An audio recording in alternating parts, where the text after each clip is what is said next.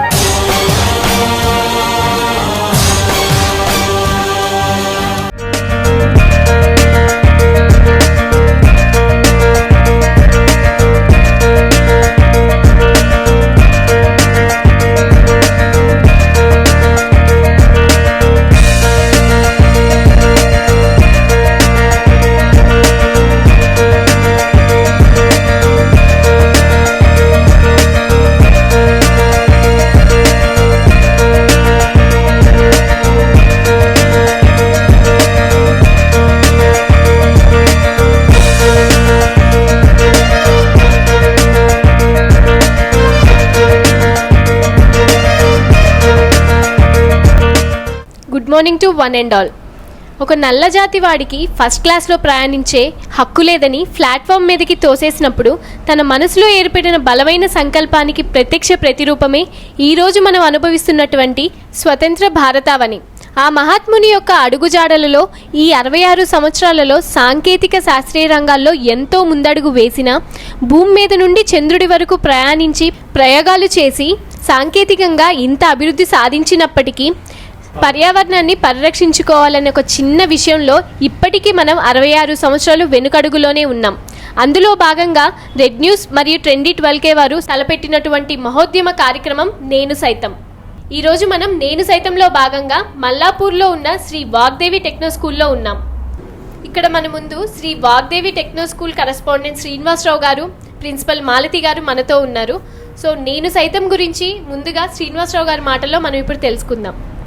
Red news ప్రేక్షకులకు, మిత్రులకు, శ్రేయోభిలాషులకు, మా విద్యార్థుల తల్లిదండ్రులకు నూతన సంవత్సర మరియు సంక్రాంతి శుభాకాంక్షలు. మన జాతిపిత గాంధీజీ ఆదర్శం మేరకు మన ప్రధానమంత్రి గారు మోదీ పిలుపు మేరకు నేను సైతం ప్రోగ్రాంలో పాలు పంచుకున్నటకు చాలా ఆనందకరంగా ఉంది. మల్లాపూర్ గ్రామంలో జూన్ 2012లో స్కూల్ స్థాపించడం జరిగింది. స్థాపించిన మొదటి సంవత్సరంలోనే అనూహ్య స్పందన లభించింది. ఈ సందర్భంగా మా విద్యార్థుల తల్లిదండ్రులకు నా హృదయపూర్వక నమస్కారాలు తెలియజేస్తున్నాను. ప్రిన్సిపల్ మాలతి గారు ఉన్నారు. మరి వారి మాటల్లో శ్రీ వాగ్దేవి టెక్నో స్కూల్ గురించి, అలాగే నేను సైతం గురించి ఏం మాట్లాడతారో మనం ఇప్పుడు తెలుసుకుందాం. I feel very proud to be part of this program, Nenu Saitam, which is a very good plan or a program I can say, because now we are in a very critical situation where our first step should be towards the protection of our environment, where we are living, where we are sustaining, where we are going to have everything, our life, everything. So I must congratulate this Red News and Trendy 12K to organize this program, which is a very good, and I hope it will be a very good successful program. And coming to my school, Sri Vagdevi Techno School, which is located at Mallapur, our teachers are all educated, BEd qualified teachers, trained teachers we are giving here. Apart from this, we are focusing on each and every child. Like if you go to pre-primary section, the pre-primary classes will be run on playway method. We are using AC classrooms and digital classrooms, and each and every child will be focused on their personal talents. Then coming to primary level, here the syllabus is integrated, where we are going to integrate CBSE, ICSE, SSC syllabus, completely related to national level syllabus we are programming here, and all our teachers are completely dedicated on their children. And recently our children have participated in national level Science Olympiad Foundation, where many of our children have selected for the next level also. For that, I congratulate my children who have succeeded in this Nenu Saitam program. We want to encourage our children towards this plantation program because it is the one and only solution for this pollution, global warming effect. So once again, I'll congratulate Red News and Trendy 12K to organize this program. Thank you. Thank you so much. నేను సైతం go green. All the best to red news. Hi నీ పేరు? వైష్ణవి. నీ పేరు? గౌరీష్. గౌరీ శ్రీవాణి. తెలుగు భాష గురించి, దాని యొక్క గొప్పతనాన్ని గురించి మీ మాటలు. ఆధునిక కాలంలో కొత్త టెక్నాలజీ రావటం వల్ల చాలామంది విదేశాలకు వెళ్ళి అక్కడ ఉద్యోగాలు చేసి డబ్బు సంపాదించి తెలుగును మరుస్తున్నారు. అలా వెళ్ళినా కానీ తెలుగును మాత్రం మరవకూడదు. Thank you so much Gauri. చూశారు కదండి, విదేశాలకు వెళ్ళినా కానీ మాతృభాషను మరవకూడదని గౌరీశ్రీ తన మాటల్లో చాలా బాగా చెప్పింది.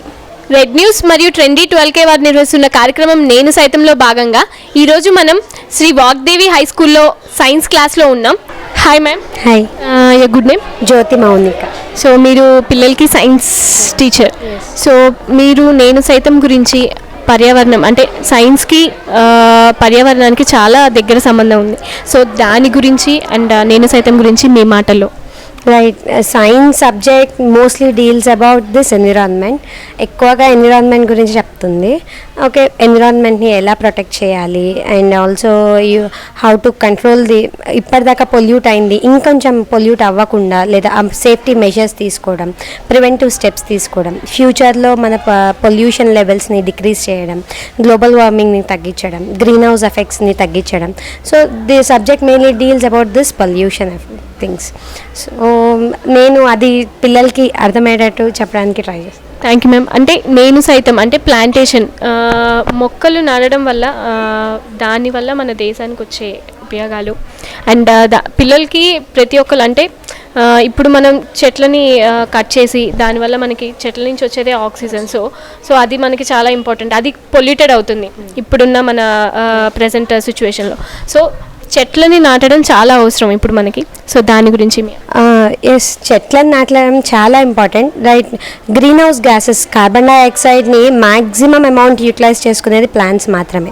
సో ఈ గ్రీన్ హౌస్ గ్యాసెస్ కార్బన్ డైఆక్సైడ్ని తీసుకొని ఆక్సిజన్ని రిలీజ్ చేసి, సో మ్యాన్ లివింగ్కి, హ్యూమన్ లివింగ్కి వయబుల్గా ఉండగలిగిన ఏకైక గ్యాస్ ఆక్సిజన్. సో దాన్ని రిలీజ్ చేయగలిగింది కూడా ప్లాంట్స్ మాత్రమే. When you look in to the papers, చైనాలో ఆక్సిజన్ కంటెంట్ ఎంత తక్కువ అయిపోయిందంటే మనం వాటర్ కొనుక్కున్నట్టు they are buying now oxygen. So బ్రతకడానికి పొల్యూషన్ అంతా ఎక్కువైపోయి to higher extent it extends and oxygen బై చేసుకో. సో అలాంటి సిచ్యువేషన్ మనకి రాకుండా ఉండడం కోసం ఓకే, సో చెట్లను నాటాలి.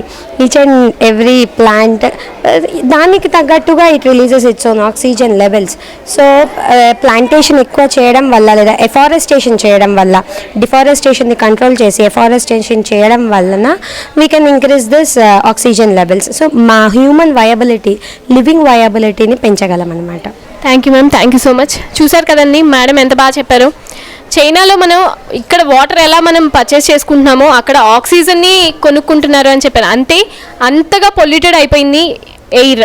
సో ప్లాంట్ చేయడం అనేది చాలా ఇంపార్టెంట్ అని చెప్తున్నారు మన సైన్స్ మేడం గారు. So the municipality is nothing but the government will look up all the works for the public activities, whatever they have, facilities like water facilities, picnic facilities, so the cleaning and cleaning, everything will be done. We have greater municipal corporation. And the council will elect the people only will elect the majority, the main person will. We have different wards, divided into different wards. We have councillors and the corporators, and head of this all the corporators we call it as a mayor. Drainage, garbage, disposal, running schools.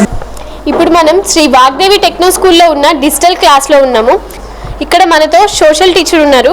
So digital class, so విజువల్కి పిల్లలు ఎక్కువ attractive, అంటే వాళ్ళు గుర్తుపెట్టుకోవడానికి ఎక్కువగా ఆస్కారం ఉంటుందండి. Theory కంటే కూడా practical చేస్తే వాళ్ళకి తెలుస్తుంది. దానికోసమే మెయిన్ ఆస్పెక్ట్గా డిజిటల్ క్లాస్ని వీళ్ళు కండక్ట్ చేస్తున్నారు.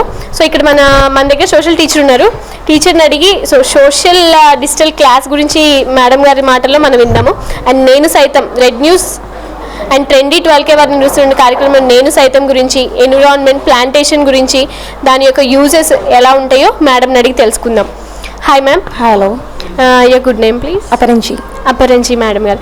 So digital class, so digital class every subject, ప్రతి సబ్జెక్ట్కి డిజిటల్ క్లాస్ మీరు టీచ్ చేస్తారు. సో డిజిటల్ క్లాస్ వల్ల అంటే మీరు జనరల్ కామన్గా క్లాసెస్ చెప్తూ ఉంటారు. So apart from that digital class వల్ల ఎక్కువ యూజ్ ఉంటుందా? మీరు నార్మల్ క్లాసెస్ చెప్పడం వల్ల పిల్లలకి ఎక్కువ అట్రాక్ట్ అవుతారా? నార్మల్ క్లాస్ కంటే మనకి digital class room is more important, where people can grasp many things by seeing a live. Whatever we teach them, they'll imagine. But if we take the students to the digital room, then they can have the keen about the knowledge what we are saying. So they'll get the good points whenever we ask the questions. No, they can answer the topic. Digital class వల్ల and మీరు అంటే థియరిటికల్గా మీరు classes చెప్తారు, దానికి దీనికి వల్ల పిల్లలు ఎక్కువ దేనికి గ్రాస్ప్ చేసుకుంటారు? సో దేనివల్ల యూజ్ పిల్లలకి ఎక్కువ ఉంటుంది? Digital room is a very best thing where people can grasp for many things by what we say audibly. Then visual is the best thing where they can easily capture whatever the topic we have says, and then immediately they can answer it, and whatever the questions we say them, then they have the good knowledge about it. Till the completion of this class, they'll have a good knowledge about the digital classroom. చూసారు కదండి, నార్మల్గా classes కంటే కూడా digital classes వల్ల ఎక్కువ use ఉంది. అంటే పిల్లలు జనరల్ కామన్గా టీచర్స్ చెప్తూ ఉంటే వాళ్ళు గ్రాస్ చేసుకోవడం చాలా తక్కువగా ఉంటుంది. కానీ విజువల్స్తో మనం పిల్లలకి చూపిస్తే అది వాళ్ళకి ఎక్కువ, అంటే చాలా తొందరగా ఇంజెక్ట్ అవుతుంది పిల్లలకి. సో దానివల్ల డిజిటల్ క్లాస్ పిల్లలకి చాలా యూస్ఫుల్గా ఉంటుంది.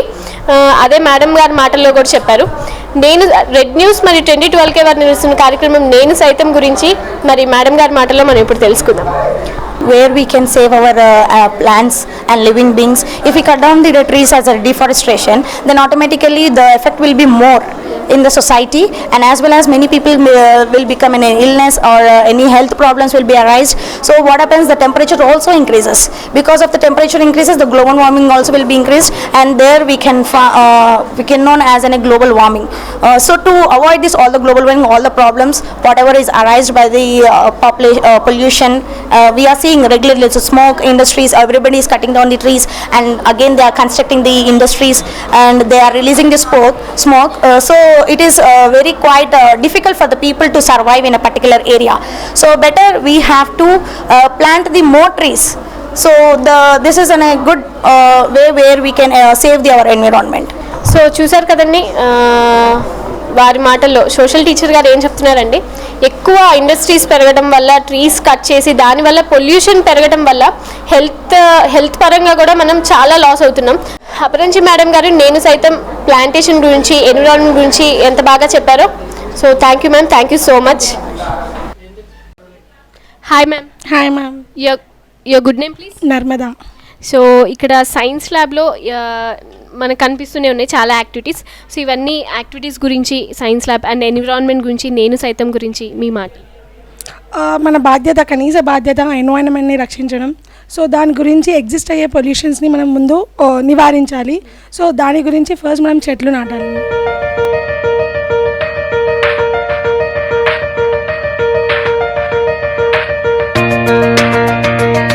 Now let us do an activity on the refraction of light through prism. Okay, when a light passes through the prism, then it refracts. Let us find out that by our experiment. First take a prism which is of 50 mm and draw the line,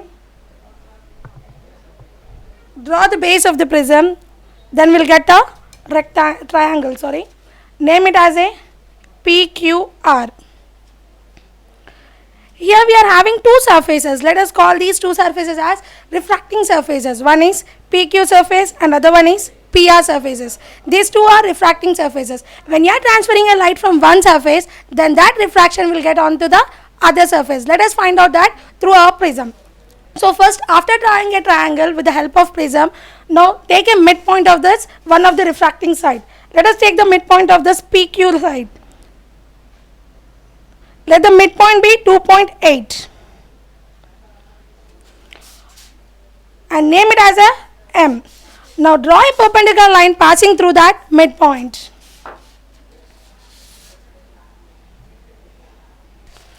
And take a protractor and mark a 30 degrees angle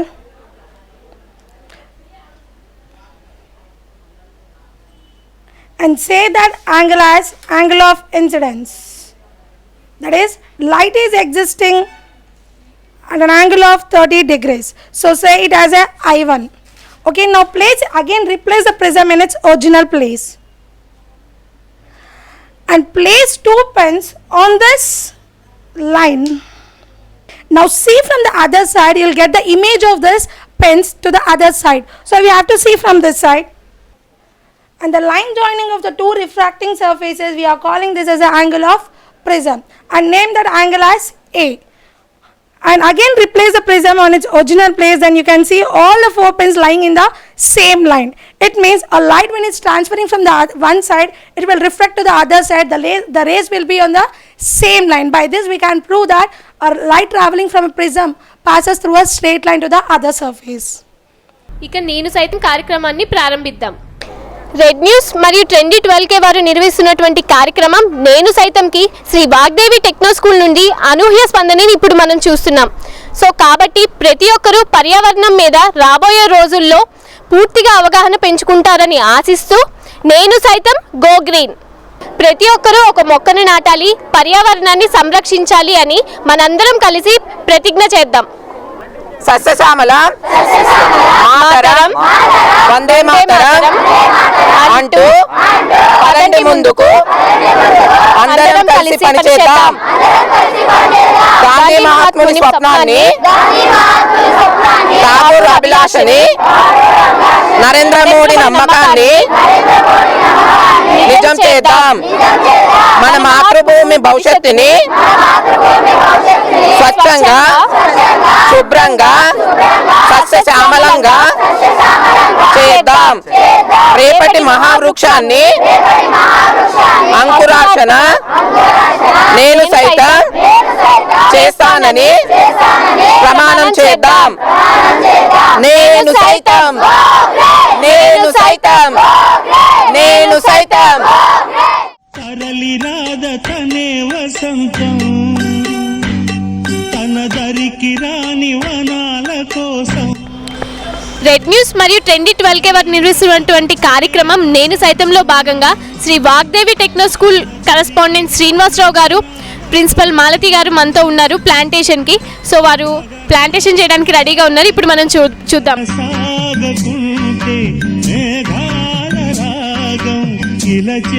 నేను సైతం, నేను సైతం, నేను సైతం.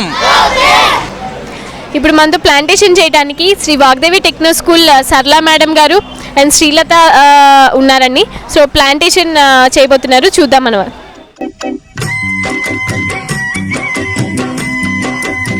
నేను సైతం go green, నేను సైతం గో గ్రీన్, నేను సైతం గో గ్రీన్.